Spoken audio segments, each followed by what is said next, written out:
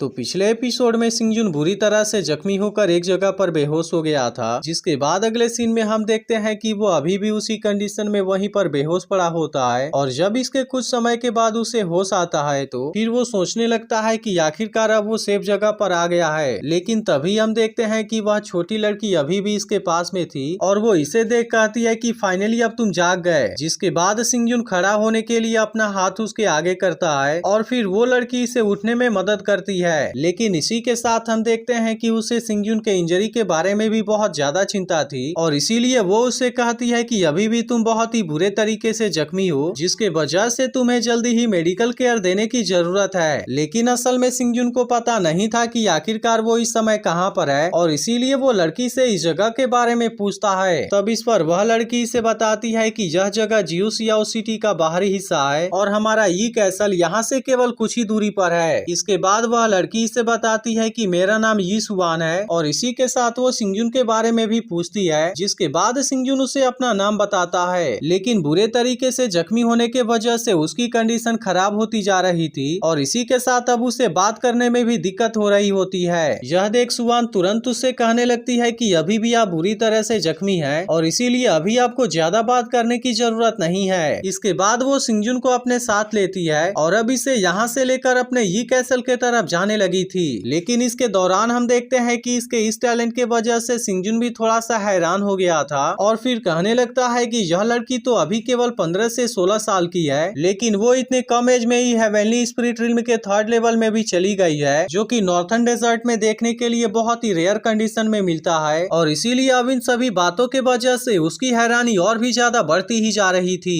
इसके बाद अगले सीन में हम यी कैसल को देखते हैं, जहाँ पर सुवान की बड़ी सिस्टर उसके आने का इंतजार कर रही थी। तभी इसी बीच सुवान पीछे से आवाज लगाती है कि सिस्टर तुम कहाँ पर हो, यहाँ पर जल्दी से आओ और मेरी मदद करो। अब सुवान के ऐसे बात को सुनकर उसकी सिस्टर भी थोड़ी सी परेशान हो जाती है और उससे पूछने लगती है कि आखिर बात क्या है। जिसके बाद वो देखती है कि सुवान अपने साथ में किसी को लेकर आई थी और वो बुरी तरह से जख्मी है। फिर सुवान अपनी सिस्टर से बताती है कि इनका नाम चू सिंगजुन है और ये मुझे झील किनारे जख्मी हालत में पड़े हुए मिले थे, जिसके वजह से इनकी पूरी बॉडी बुरी तरीके से जख्मी हो गई है। इसीलिए सुवान अपनी बड़ी सिस्टर यीलिंग से मदद मांगने लगती है और उससे कहती है कि प्लीज तुम इनको हील करने में मदद करो। लेकिन इस पर यीलिंग कहती है कि जहाँ तक मुझे याद है यहाँ के किसी भी गांव में कोई चू क्लैन नहीं है। तब इस पर सिंगजुन उसे समझाता है कि मैं काफी दूर कंट्री से आया हूँ और इसीलिए आपने जियो सियाओ सिटी में मुझे कहीं भी नहीं देखा होगा। इसके बाद वो यीलिंग से बताता है कि यहाँ पर आते समय रास्ते में मेरा एक छोटा सा एक्सीडेंट हो गया, जिसके वजह से मेरे पूरे बॉडी के ऊपर बहुत सारे गहरे जख्म आ गए और इसीलिए मैं वहाँ पर बेहोश हो गया था। इसी के साथ वो यीलिंग से कहता है कि अगर मेरे वजह से आपको कोई परेशानी हो रही हो तो फिर मैं आपको गुड बाय बोलकर यहाँ से जाना चाहता हूँ। लेकिन बुरी तरह से जख्मी होने के वजह से वो एक कदम भी नहीं चल पाता और वह अचानक से वहीं पर गिर जाता है। यह देख सुवान को सिंगजुन के बारे में और भी ज्यादा चिंता होने लगी थी और वो यीलिंग से इसकी मदद करने के लिए रिक्वेस्ट भी करने लगती है और इसी के साथ वो उससे कहती है कि हमारे पेरेंट्स ने क्या कहा था कि आप उस बात को भूल गई, क्योंकि वो जब तक जिंदा थे हमें दूसरों की मदद करने के लिए कहा करते थे।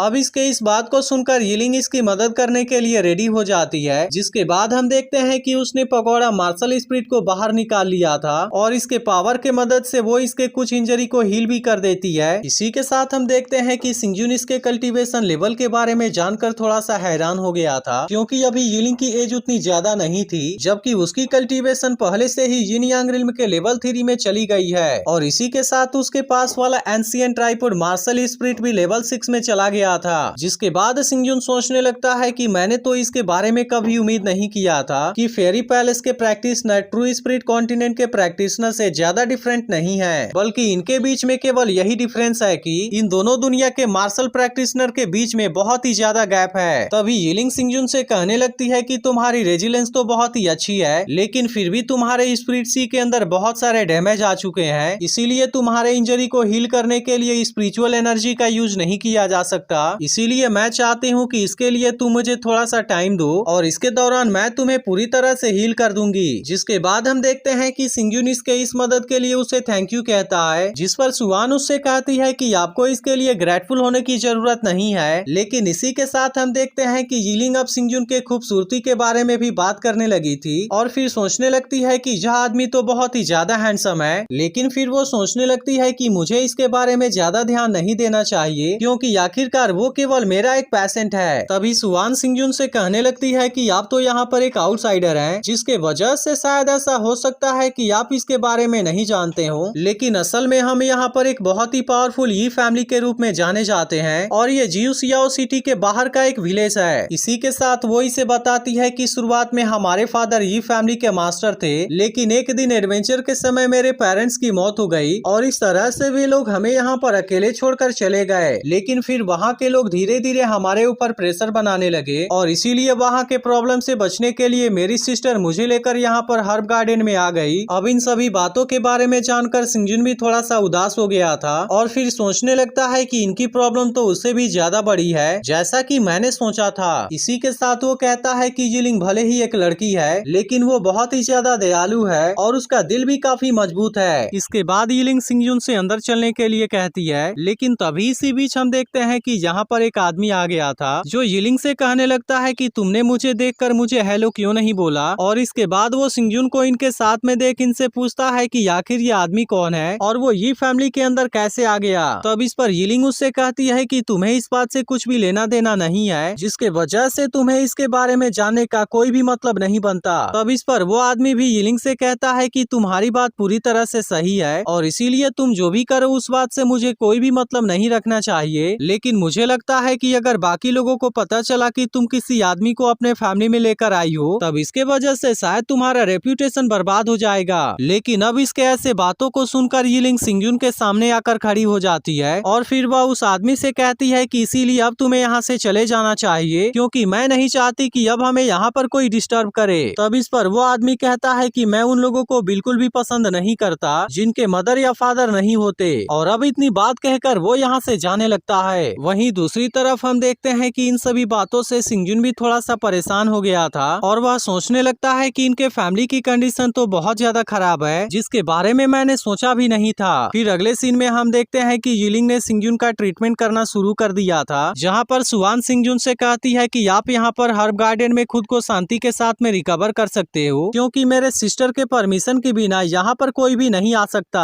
जिसके बाद सिंगजुन इनके मदद के लिए सुवान को थैंक यू कहता है, लेकिन इसी के साथ वो इनसे कहता है कि मुझे लगता है कि यह बहुत ज्यादा हो रहा है। तब इस पर सुवान उससे कहती है कि आपको मेरी सिस्टर की बात माननी चाहिए और इसीलिए अभी आप यहाँ से हिलने की कोशिश ना करें। तभी सिंगजुन उससे कहता है कि मैं तो यहाँ पर बहुत ही दूर जगह से आया हूँ और इसीलिए मुझे यहाँ के दुनिया के बारे में कुछ भी पता नहीं है कि यहाँ पर क्या हो रहा है और इसीलिए मैं चाहता हूँ कि क्या तुम यहाँ के बारे में मुझे कुछ बता सकती हो। तब उसके ऐसे बातों को सुनकर सुवान उसे यहाँ के बारे में बताने के लिए रेडी हो जाती है और वो सबसे पहले इसे बताती है कि हमारा फेरी पैलेस दुनिया के ईस्टर्न पार्ट में बसा हुआ है और इसी के साथ हमारा फेरी पैलेस पूरे 9 स्टेट में डिवाइडेड है, जिसमें से हर एक स्टेट लाखों किलोमीटर तक फैला हुआ है। और हमारे फेरी पैलेस के अलावा दुनिया के नॉर्थ में डीमन रिल्म है और इसी तरह से साउथ में 10,000 डीमंस माउंटेन है। इसके बाद वो आगे उसे बताती है कि हमारे फेरी पैलेस में 5 बड़े पावर हैं और उनमें से हर किसी के पास में एम्परर रिल्म वाली पावर है, जिनको एक साथ में मिलाकर हमारे फेरी पैलेस को बनाया गया था। तभी इसी बीच सुवान सिंगजुन से कहती है कि मुझे नहीं लगता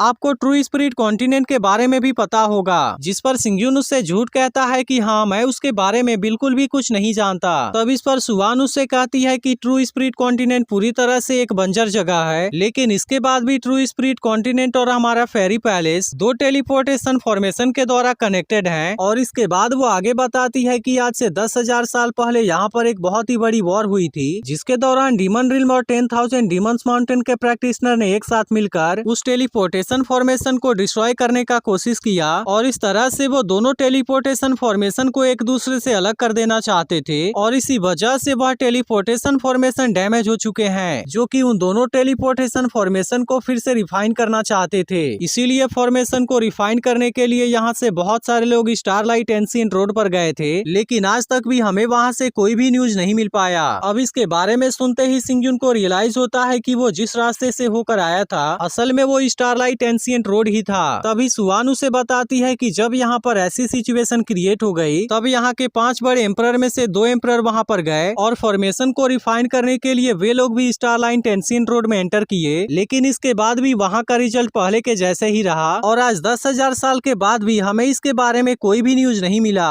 तभी इसी इसी बीच यीलिंग भी सिंगजुन के लिए मेडिसिन लेकर यहाँ पर आ जाती है और वो सिंगजुन से बताती है कि उस घटना के बाद से किसी ने भी स्टारलाइट एंशिएंट रोड के अंदर एंटर करने का ट्राई नहीं किया और यही रीजन है कि अब उस स्पिरिचुअल ट्रांसमिशन फॉर्मेशन को सील कर दिया गया है और इसे फेयरी पैलेस में फॉरबिडन जगह के रूप में रजिस्टर कर दिया गया है। इसके बाद वह सिंगजुन से कहती है कि मैंने तो इसके बारे में कभी उम्मीद नहीं किया था, लेकिन तुम तो केवल 3 महीने में ही लगभग पूरी तरह से रिकवर हो गए हो। और इसके बाद वो सिंगजुन को खाने के लिए मेडिसिन देती है। तब इस पर सिंगजुन उससे कहता है कि यह सब केवल तुम्हारे मेडिसिन स्किल के वजह से ही हो पाया। लेकिन इसके बाद सिंगजुन सोचने लगता है कि मैंने तो इसके बारे में कभी उम्मीद नहीं किया था, क्योंकि जो 2 great emperor starlight ancient road में गायब हो गए थे उनमें से एक असल में रिइंकार्नेटेड एम्परर था। इसके बाद सिंगजुन दी तियानी और सुई लुकियो का नाम लेता है और कहता है कि मैं पता लगा कर रहूंगा कि तुम कौन हो। लेकिन अभी कुछ समय के लिए सिंगजुन केवल खुद को हील करने के ऊपर ध्यान देना चाहता था। इसके बाद अगले सीन में हम देखते हैं कि सिंगजुन सुवान को बॉडी टेक्निक के बारे में सिखा रहा था, जहाँ पर यीलिंग सुवान को यह प्रैक्टिस करते हुए देख रही थी। लेकिन तभी सिंगजुन सुवान से कहता है कि तुम इसे गलत तरीके से प्रैक्टिस कर रही हो और इसके बाद वो बॉडी टेक्निक का यूज करके बिल्कुल उसके सामने आ जाता है। लेकिन अब इसी के साथ हम देखते हैं कि अब यहाँ पर सिंगजुन का ड्रेस पूरी तरह से चेंज हो गया था और फिर वो सुवान से कहता है कि तुम बॉडी टेक्निक को प्रैक्टिस करने के बारे में पूरी तरह से समझ चुकी हो, लेकिन फिर भी अभी ऐसा करने के लिए तुम्हारी एबिलिटी लिमिटेड है। और इसके बाद एपिसोड यहीं पर एंड हो जाता है। लेकिन अगर आपने इसके पिछले एपिसोड को मिस कर दिया हो तो लेफ्ट वाली वीडियो जरूर देख लेना और सिंगजुन का नया लुक आपको कैसा लगा इसके बारे में कमेंट करके भी जरूर बताना।